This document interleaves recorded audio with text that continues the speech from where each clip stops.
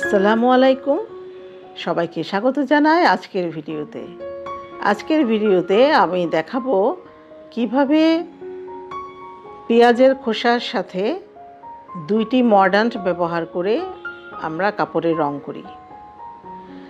আর এই ন্যাচারাল ডায়ে এই 4টা মর্ডান্টই সাধারণত ব্যবহৃত হয় এবং এই 4টা মর্ডান্ট হচ্ছে যে একটার পরে গাঢ় শেড। আপনি যদি এক একটা কাপড়ের পরে এক একটা কাপড়ের রং আপনি গাঢ় শেড চান, হালকা থেকে গাঢ়, তখন এই 4টা মর্ডান্ট ব্যবহার করতে হয়। এই বিষয়ে আমার চ্যানেলে আরও ভিডিও আছে, আপনারা দেখে নিতে পারেন। তো এই যে দেখুন, আমি কিন্তু আজকে অনেক ছোট দুটি কাপড়ে আমি দুইটি মর্ডান্ট দিয়ে করব। একটি হচ্ছে কপার এবং ফেরাস সালফেট। তো কপার সালফেট দিয়ে একটা করে দেখাবো পেঁয়াজের খোসার সলিউশনে, এবং আরেকটা দেখাবো ফেরাস সালফেট দিয়ে।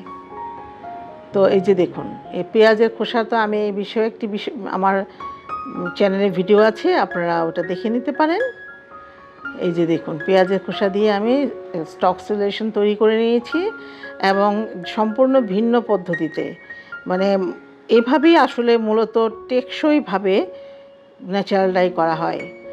আমরা যারা উপরে করি, চুলার বাইরে করি, এটা আসলে সঠিক নয়। আমরা করতে পারি টেস্ট, কিন্তু মূলত এভাবেই করলে সবচেয়ে টেকসই হবে রঙটা। তো এই যে স্টক সলিউশনে, এখানে পরিমাপটা আমি আর বলবো না, পরিমাপে একটা ভিডিওতে বলেছি। এখানে যদি ছোট অল্প একটু কাপড়, তো সেই পেঁয়াজের স্টক সলিউশনে আমি দিয়ে দিলাম। দেখুন যে ডাই সলিউশনে এই যে দিয়ে দিলাম কাপড়টি, চুলাতেই কিন্তু বসা থাকবে, দিয়ে 20 মিনিট নাড়াচাড়া করব। 20 মিনিট খুব ভালোভাবে নাড়তে হবে এবং খেয়াল করতে হবে কাপড়গুলি যেন একদমই রঙের মধ্যে ডুবে থাকে। এখানে আমি 4টি কাপড়ই দিয়ে দিয়েছি রঙে। আর এখন আমি পরিমাণটা তো আমরা জানি, আজকে যে মর্ডানটা আমি দিলাম যে ফেরাস সালফেট, এটা হচ্ছে 1 কেজি কাপড়ের জন্য লাগবে 40 গ্রাম, এবং কপার লাগবে 1 কেজি কাপড়ের জন্য 60 গ্রাম। তো সেই পরিমাণে তো অনেক, যেহেতু এখানে মানে 4-10 গ্রামও হবে না কাপড়, এরকম আর কি অল্প, তো সেই পরিমাণে আমি নিয়ে নিয়েছি।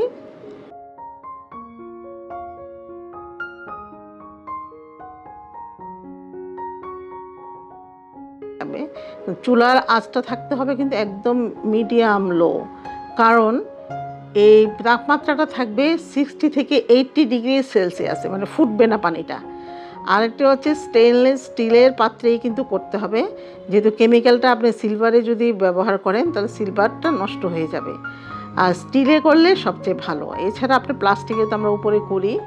তো এই যে এরকম দেখুন, যে এই যে দেখুন, এটাতে কপারের মধ্যে যে আমি কাপড়টা দিয়ে দিলাম, দেখুন কি চমৎকার রং আসছে। এখানেও আমি চুলায় 20 মিনিট এই যে নাড়াচাড়া করব। আর খেয়াল করতে হবে কিন্তু অবশ্যই কাপড়গুলি যেন এই ডাই সলিউশনে বা এই মর্ডান্টের সলিউশনে ডুবে থাকে, তা না হলে এই ছোপ ছোপ আসবে।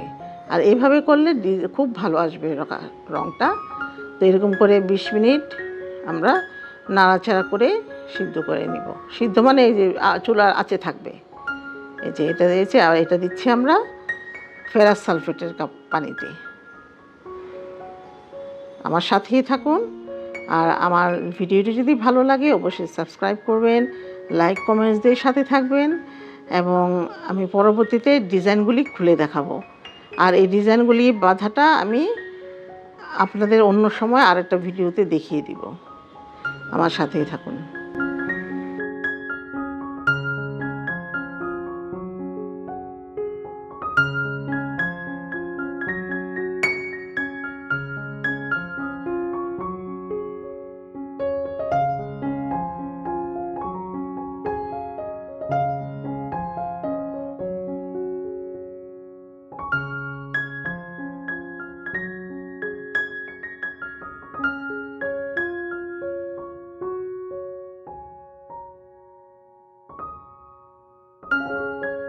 20 মিনিট পর আমরা চলে এসেছি। তো সেই কাপড়গুলি আমরা কিন্তু সাথে সাথে অবশ্যই ন্যাচারাল ডাই আমরা ওয়াশ করব না, কারণ আমি আগেও বলেছি যে ন্যাচারাল ডাইয়ের বা প্রতিটা কাপড়ের রঙে মানে বাতাসের সাথে অক্সিডেশন হয়, যে কেমিক্যালগুলি আমরা ব্যবহার করি। তো সেরকমই না ধুয়ে আমরা রেখে দিয়েছি আমি 2-3 ঘন্টা পর। দেখুন কি রেজাল্ট এই ডিজাইনটা। তারপরে আমরা এটা ধুয়ে নিব।